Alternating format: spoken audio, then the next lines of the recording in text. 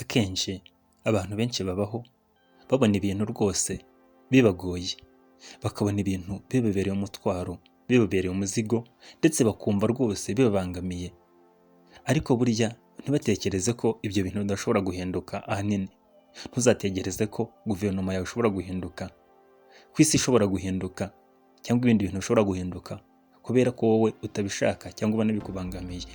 Burya biragoye ko umuntu umwe ku giti cye yahindura ibintu. Burya uburyo ubuzima buteye nuko buteye, niba abakire n'abakene bariho, iyo gapu ikaba ari nini cyane itandukanye abakire n'abakene nuko biteye. Ahubwo burya wowe kugira ngo ibyo bintu bihinduke ubibone ko hari impinduka nuko wowe uhinduka.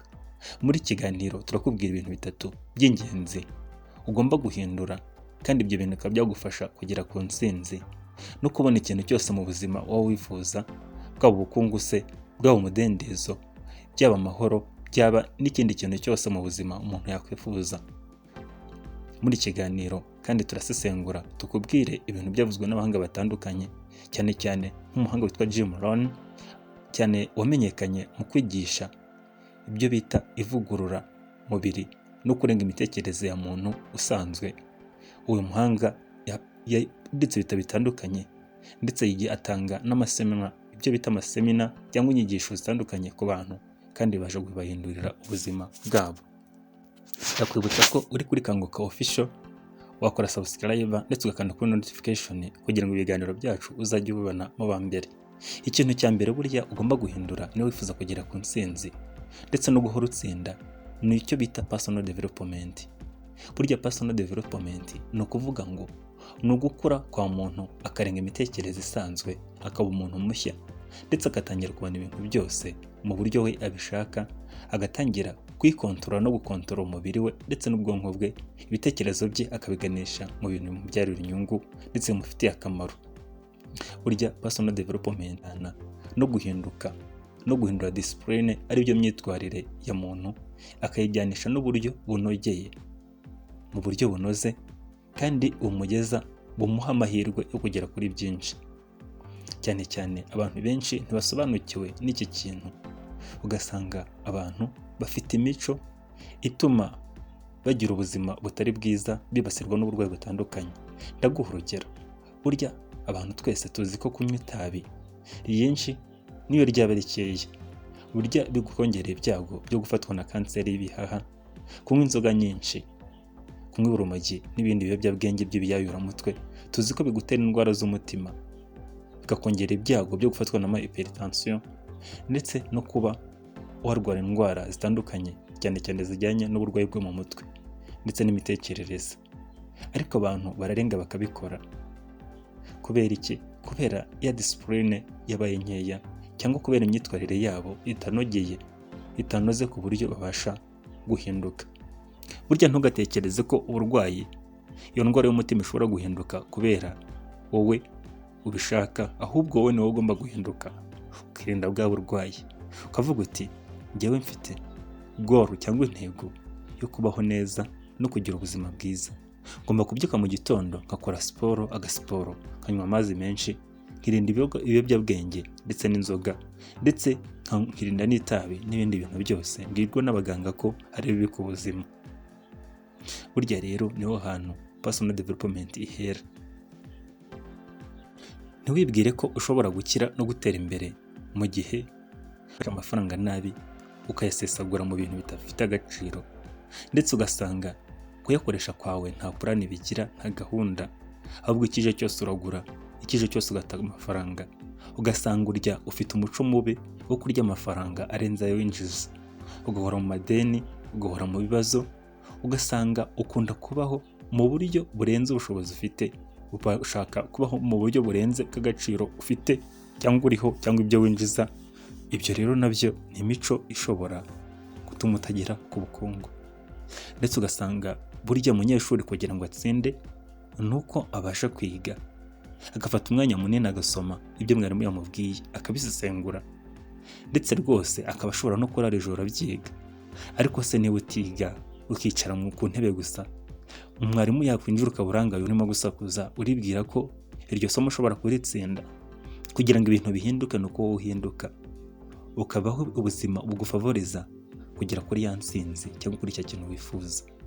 Burya rero guhinduka ni urugendo, harimo gufata igihe kinini wiga icyo ushaka kuba cyo cyangwa ushaka gutunga n'uburyo cyagerwaho. Burya kugira ngo ugere ku bukungu, twese tuzi ko burya umuntu akora cyane pe. Burya nta muntu ushobora gukira adakoze. Naguhaye urugero kuri Bill Gates, bivuga ko yarashobora no kurara mu kazi akora.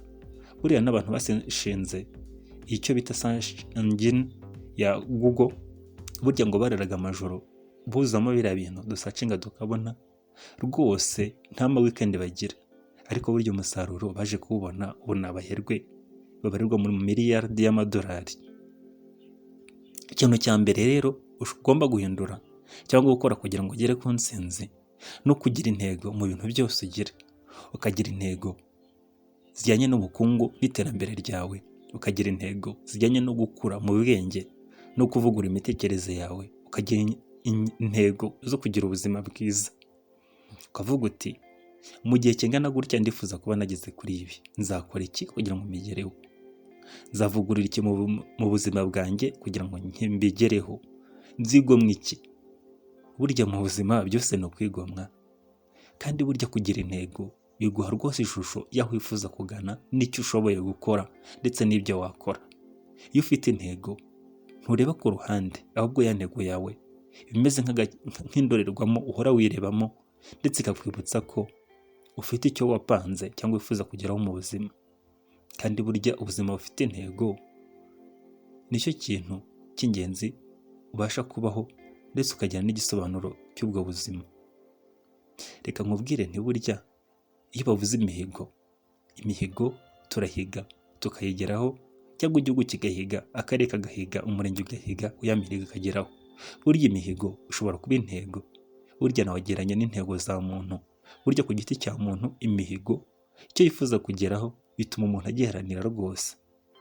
Rero ni byiza kugira imihigo buri munsi, icyo wifuza gukora no kugeraho ku munsi, ku cyumweru, ku kwezi, ku mwaka, ndetse no ku myaka 10 bitewe n'icyo wifuza kugeraho mu buzima.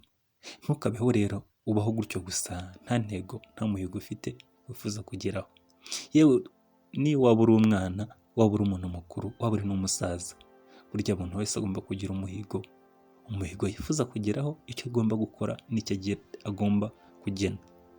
Ikindi wifuza guhindura cya gatatu nicyo bita financial independence cyangwa financial freedom. Aho ngaho ni ubwigenge mu bukungu. Ubwigenge mu bukungu rero ushobora kubiha igisobanuro gutya: ni ukubaho ugatungwa n'imbaraga zawe n'umusaruro wawe nta nduteze amaboko, kandi ukabaho wishimye unejejwe n'ubukungu bwawe ntacyo ubuze. Niba ufite umwana ukaba wabishoboye kumurira ishuri, umuboneye ibyangombwa, ndetse nawe mu buzima utabuze isukari, utabuze umunyu, ibintu by'ibanze mu buzima.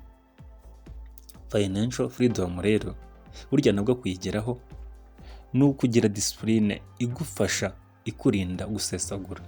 Ukavuga uti njye mfite budget nkurikiza kandi nkayigeraho, ninjiza aya ngaya, si ngomba kurya arenze ubushobozi bwanjye.